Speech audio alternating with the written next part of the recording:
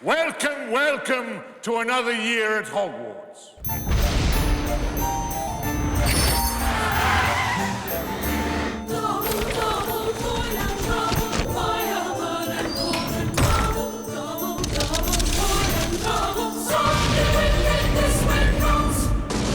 And now we would like to share with you this exclusive sneak preview of Harry Potter and the Prisoner of Azkaban. You'll definitely notice a few new things. New characters, new creatures, and finally Hermione wearing jeans. As you can see, we've grown a bit, so enjoy the show.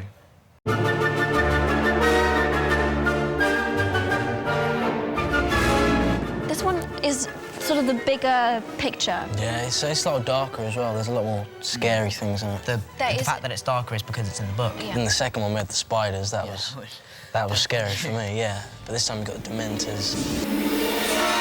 It's a bit of a different ball game to go from, you know, creepy spiders to go to suddenly, peoples which suck your soul out. We do have other things in this one. Yeah, the headproof is really cool. Prisoner of Azkaban, compared to the last two films, is it's a lot different. There's so many different people. Emma Thompson. I was so pleased to be working with her. You may be young in years, but the heart that beats beneath your bosom is as shriveled as an old maid's. Gary Oldman. I have so much respect for him as an actor. Michael Gambon entered into his own perception of what Dumbledore was going to be like. He was really amazing. A child's voice, however honest and true, is meaningless to those who've forgotten how to listen. It is a much funnier film. Welcome to the night bus. Emergency transport for the stranded witch or wizard. Smack, bam, crash. I get thrown against windows, I'm all over the place. I think you can tell it's a different director. He's just done it in a different way. It's great. Chris Columbus had done the first two films, and he had put together a universe that was very eloquent. So I felt very comfortable to play in that universe. You're about to lose the battle when it finally comes out, okay? Alfonso's got a real good visual sense. He's always been really strong with actors. I really grew to care about these kids, and I wanted to make sure that they were in the hands of someone who would take care of them, who would look out for their best interests. And I think they formed a really strong relationship. Move this. Okay. I was the luckiest guy because I got these 3 kids that they've done already 2 Harry Potters. They knew everything relating about their own characters and the universe around them. I was completely blown away by their performances because there's such a maturity, there's such a assurance, there's confidence. I'm still tense. Listen up, listen up. Alfonso, he was very trusting. Blink. He wanted us to put a lot of ourselves and our thoughts into the character. He'd always turn around and say to you, you come up with whatever feels natural. Yeah. And eventually I think we all got into that, and I think it worked really well in the end. Yeah, that was quite cool.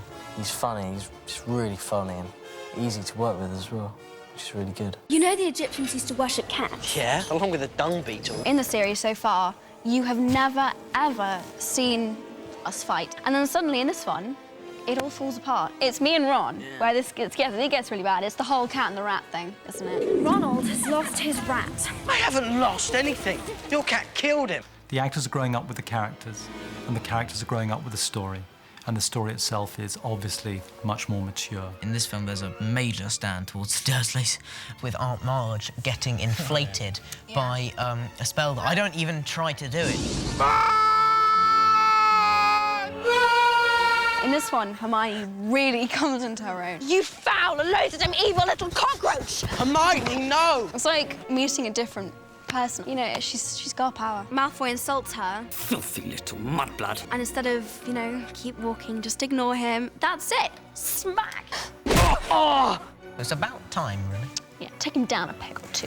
We look like teenagers. Yeah. I mean, Hermione gets to wear jeans.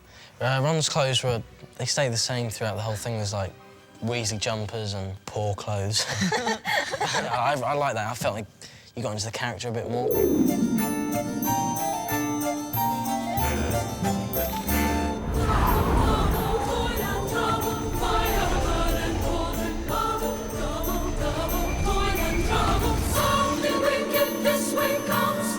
Prisoner of Azkaban refers to a character by the name of Sirius Black, who spent the last 12 years in prison because it is thought that he murdered or was responsible for the murder of Harry's parents. When the film begins, the prisoner of Azkaban has escaped and is on the run and coming to find Harry Potter. He's been sighted! He's been sighted! Who? Sirius Black!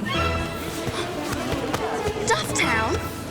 It's not far from here. I look like I've escaped from prison, don't you think? The working with Gary Oldman this time was just the highlight of my life. And when you're working with, like, Gary, David Thewlis, who's amazing, like, really just, I mean, the scenes with David in the film are just stunning, and Timothy Spall and Alan Rickman all in the same room at the same time. It's kind of, I'm just going to stand in the corner and be quiet. No pressure. And you guys can...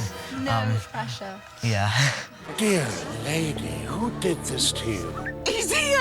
Somewhere in the castle! Sirius Black! It's like every actor's fantasy, isn't it? I mean, something like Dumbledore being a Harry Potter. So I'm delighted. I enjoy every minute of it. This is a stunning cast this time, and they're so good, all those guys. There's a whole lot in them. The magic never kind of goes. It's a magic place to be. I am Professor Tworzenie. Together we shall cast ourselves into the future. She plays this eccentric character. Professor Trelawney's scenes are actually really fun. Well, the earlier ones are really fun. She's insane. The much earlier ones, mad, yeah. She's absolutely crazy. And your reactions to her are really funny. And there's scenes with me and Rupert in kind of divination, just kind of slowly falling asleep outside and then being woken up by her huge eyes behind these glasses. She does see really, truly frightening things. She's looking into teacups and she sees something very nasty in store for Harry. You have the Grim. She ratchets up the suspense, basically. She's there to sort of really get the plot going and get us all feeling a bit nervous. Our own Rubius Hagrid. Hagrid becomes a teacher in this one. How am I doing my first day? Brilliant, Professor. He's so pleased to be a professor. Isn't he beautiful? Basically, he's in charge of the magical creatures. And some of them are a bit unpredictable. Exactly what is that? That run is a hippogriff. Yeah, that was really amazing, because it's like half horse, half eagle. I thought that was quite cool. And it's Hagrid's job to introduce it to the children and show them how to do it right and how not to offend it or frighten it and so on. And of course, guess who gets it wrong? Great ugly brute. Malfoy. No, Malfoy. No! Whoa! Not me! Dobby was kind of the star of the second film, I Yeah. think. But it's going to be the star of this one, really. He's so real, so real. The film is story filled with magic and magical creatures. That's looking really cool. We have a werewolf, the Monster Book of Monsters. And you do kind of think that if all textbooks had teeth and were this vicious, you would pay a lot more attention. Attention in class, definitely. There's a creature that the Dementors that they project that fear within. They act almost as a wake-up call to say, I do have weaknesses, I'm not that kind of powerful or that strong. The theme of the film, this kid finding his identity as a teenager and is learning that both the fears and the power to fight them reside within. I hope he finds me, because when he does, I'm going to be ready. It's more of an emotional journey than Yeah, even it's all emotional and everyone's on the edge. And then it's just really exciting at the same time. Yeah.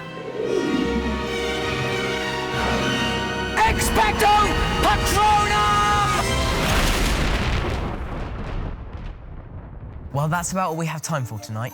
We hope you've enjoyed seeing the film and our special sneak preview as much as we've enjoyed making all the Harry Potter films over the past few years.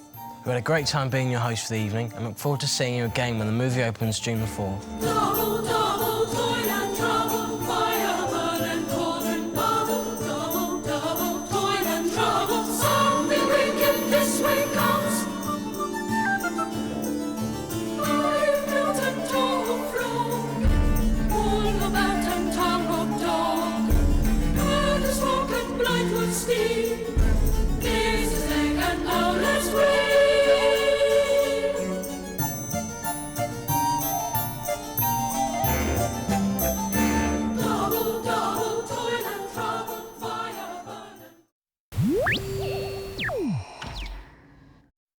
This film has been rated PG.